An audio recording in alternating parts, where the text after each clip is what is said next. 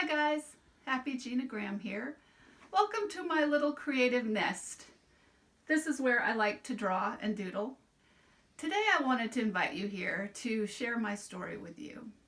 I'm very introverted and it's stressful for me to talk about myself. I've had some people want to know what makes me doodle and draw so much, and they want me to share my story. So I'm going to do that here today.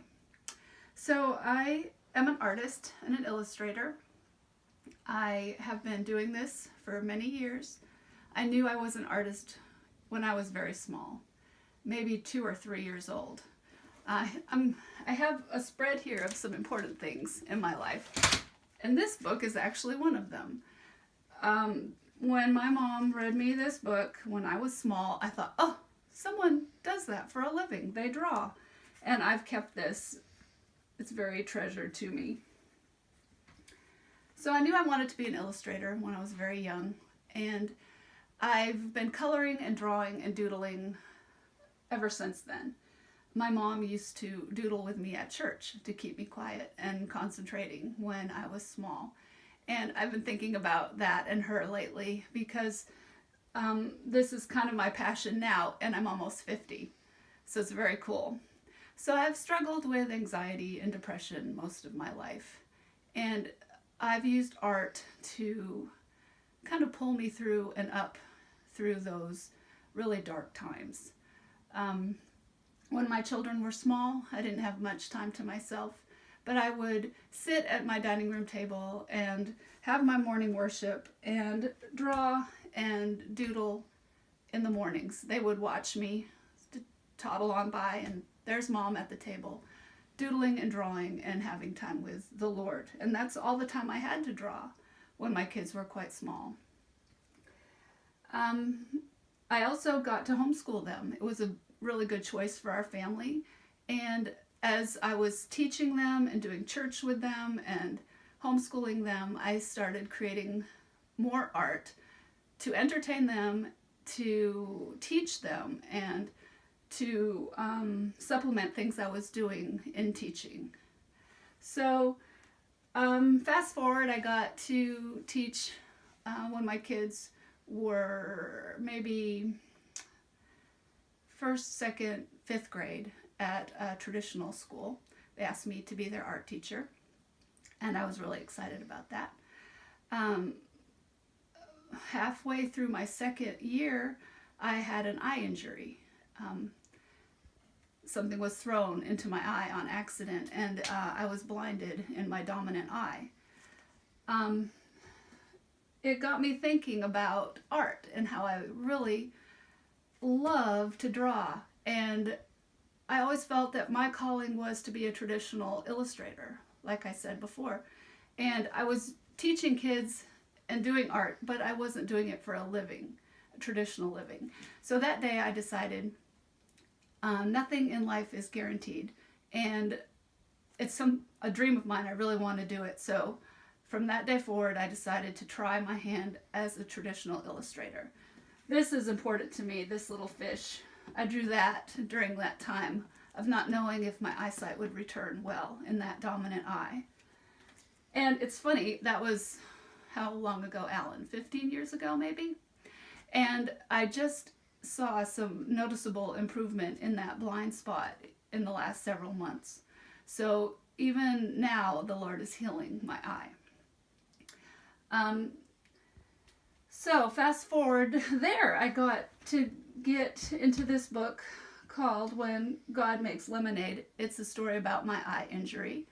And I was excited. I thought, wow, this is a traditional book in the traditional publishing market. This is my calling card to my career launching. And it was a really nice blessing. It was a mountaintop experience, but nothing really came of it for my career. And then I got kind of disappointed. So I've had lots of highs and lows in my journey as an illustrator. This is an illustration from that time. I love this one. So I just kept going. Whenever I had time, whenever I had energy, the kids were growing. They were more self-sufficient, and I would just keep drawing.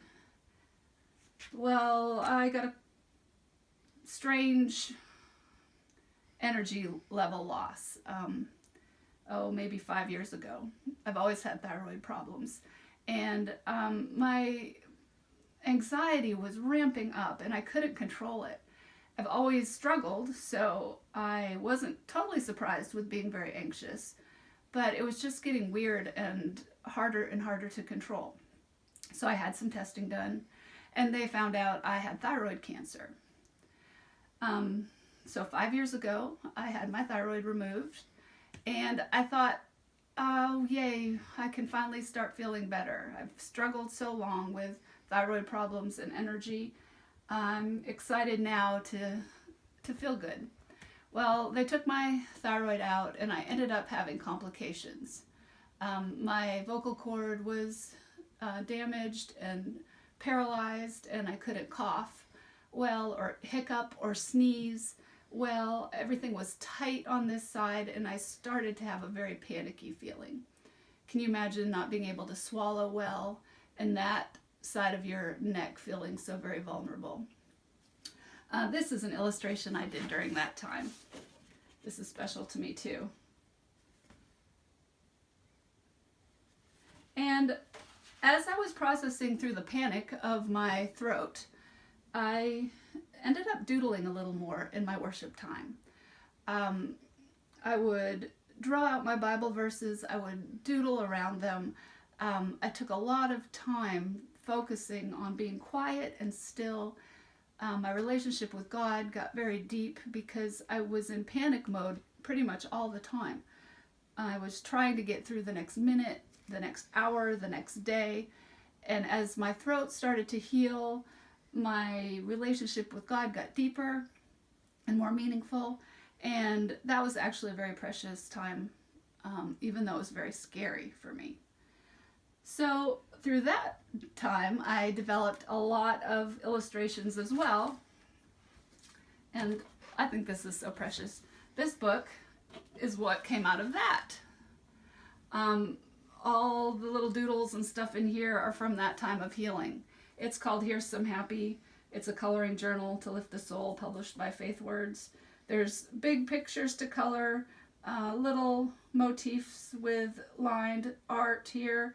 And this has been such a neat thing to happen from all those years of drawing. There's a cupboard in back of me, and I've been going through my artwork. I've got thousands of drawings that have accumulated over the years, and they're all in my cupboard over here. It's just such a blessing to see how God has taken my one day of obedience at a time and built this big resource of things that he has showed me, given me, and that I have drawn. I can't wait to see what he does with all those designs. So the Bible verse I wanted to point you to is in Luke 18:18, verse 1. Then he spoke a parable to them, that men always ought to pray and not lose heart. I want to encourage you not to lose heart. You might have a dream that seems so far away, and you've climbed a mountain and you think you're there, but you realize as you look ahead, there's another mountain. So you go down to that valley, you keep climbing, you get to the top of the next one, and you look off into the distance and there's still another mountain ahead. I think that's what life is just mountain climbing with Jesus. I want you to swing over here. There's a picture on my wall that's very precious to me. It's a little girl. She has her hands out. Her hand is in Jesus's hand, and her eyes are closed, and she's just walking. The expression on her face is hopeful and full of joy. And that's how I want to live. I'm going to cry about it probably, but that's one of my illustrations from quite a while ago. So thank you for visiting. I hope this is encouraging. Just keep going. just do every day as good as you can and let God bless your efforts. Please visit me at ginagraham.com. I've got a lot of fun things you can do there in art to doodle and to draw. Thank you for watching, and you guys have a great day. Bye.